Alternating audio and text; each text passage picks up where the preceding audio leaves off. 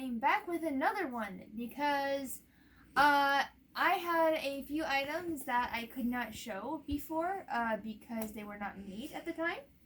And I have another online convention this weekend, OMGCon Online, which I'm not sure what all they're planning. They've kind of kept things down to just like their Minecraft server and stuff like recently.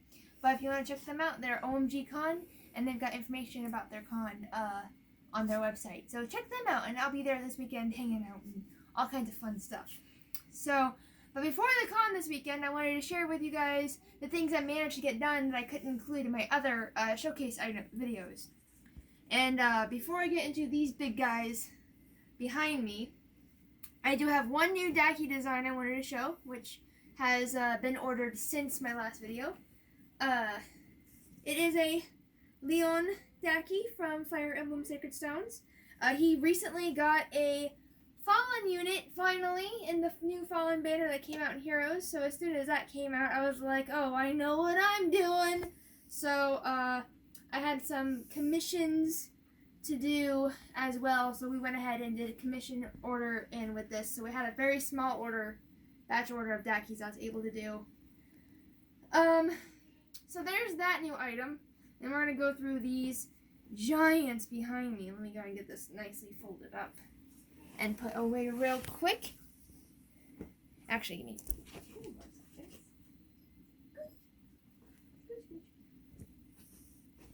Okay, so we're going to start with the one that you can clearly see here.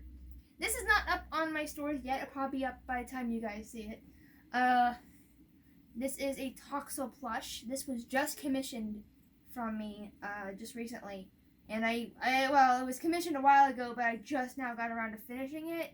And I am very happy with how it turned out. He has all of his details, as you can tell, and he's a fairly good size. He's the full foot, or whatever he is, the Pokedex, probably bigger than that, actually. I'm willing to bet he's closer to 16 inches to 2 feet. Which I tried to make it smaller. I tried to make it more like the Pokedex size, which is 1 foot tall. But like that's kind of hard to do with the way the shapes are. But I got as much of it as I could. The customer was really happy with it, so that's gonna actually go out this weekend. But I did save the pattern, and I probably will have a listing up fairly soon so that people can pre-order or order them as they wish. And let me go ahead and put this up away. I'm putting everything away, up off the floor, as I finish talking about them. Because I have since had additions to the family.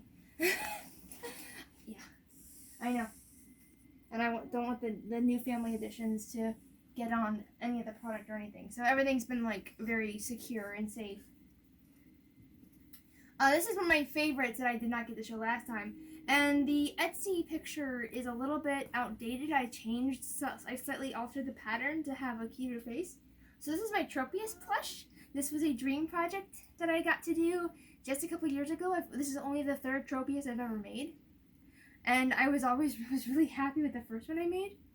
He's got his big stumpy legs and all of his cute little toes. The Tropius does not have a tail. The dinosaur shape was super fun to do. And I love the bananas and stuff. But like his little, I love how his face turned out. So this pattern, this next design, is updated from the one I have listed in other places. So I might either take new pictures or just let you guys know that it is an updated design because he has a much cuter face now. I don't know how this happened actually because this is the same pattern that I used before, but for somehow the face turned out much more adorable. So I'm going to try to do it this way as often as I can with this pattern. But that's the Tropius. There's all of his big leaves. Oh, something to know about this though. The leaf part is not attached. It sets very well on there, but I know that sometimes things that are very big and dangly like this, they get dirty easily because they hang, and I know some people use plushies for like props and accessories on cosplay. So if this part specifically gets dirty, you can just take it off and throw it in the washer. I'm gonna put him away, up and away.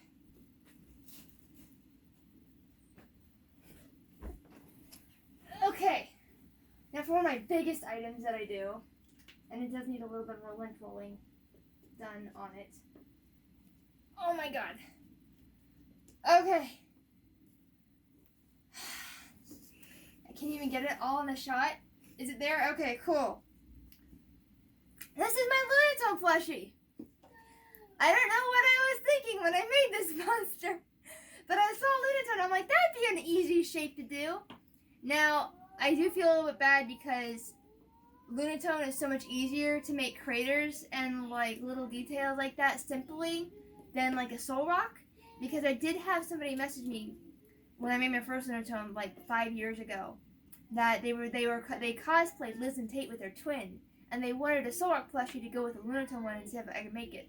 But Soul Rock has all those little dents. It's just not the same. It's just absolutely, to get the little detail you need on Soul Rock would be so much different than what you can do with Lunatone's very, oh my god, this thing is a monster. So this guy does not take me long to make, but he eats about a whole box of a whole 10-pound box of polyfill on his own. He's massive and he's heavy. Holy crap. The online price for this guy is a lot higher than what I normally would charge like at person, but I've never shipped one, and I have to ship one this weekend. Somebody ordered a shiny one off my Etsy. Whoever you are, thank you very much, by the way. But like, he's gonna be like $40 to $50 just to ship. That's the problem. That's the only problem with like a lot of these bigger items, is that they do cost a pretty penny to ship. And we don't exactly have conventions going on right now, so that's the only way to get them. But they are available. Oh my god, come here, big guy, and you go up and away off the floor where you don't belong. Okay, and these pieces, the last ones we'll go over, are my melodics. Now, my melodics are generally my showcase piece. They're the piece that they see my booth and that's what they know me for. This is the regular, and I do make these fairly often. So I try to have at least 2 on hand at all times. Try to. The trick with these ones, honestly, isn't that they take too long to make, or that they're super difficult to make, unlike the Tropius, which is a little bit more involved as far as hand sewing parts goes. But it's that I can't keep the darn things in stock. You know how crazy people keep buying them faster than I can make them half the time. Which I think is insane and a great problem to have. Thank you so much for your wonderful, outstanding patronage, all of you wonderful customers out there. Because holy crap. But this is the full length of my melodics and what they look like.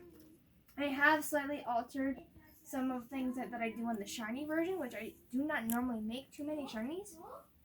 But the first ones I made came with the standard red eyes, and we realized some of the new sprites had silver eyes, so we went with the silver eyes on the shiny. Where the regular one has red eyes and magenta, everything, the shiny one has silver eyes, kind of a silver fins here, and then the antennae are red. They're slightly different. Ugh. And that's those items. Oh my goodness. And I will put those away where they belong, away from the new family members. Yes, I got kittens, and no, you don't have to worry about the getting in the fabric too much, because I actually went ahead and I reorganized my entire studio to have plastic bins. Everything is in plastic, everything is wrapped in plastic, everything is somehow up off the floor, because I have not had cats for 10 years, and I missed having cats. So I know this is going to be a thing for some people, but I took every precaution, and I clean my desk regularly, and teaching them to not climb things. They sleep in the bathroom overnight. They got something that they can climb and whatnot. But the kittens have been a great mental relief, because this year, man, I needed something. I was going crazy.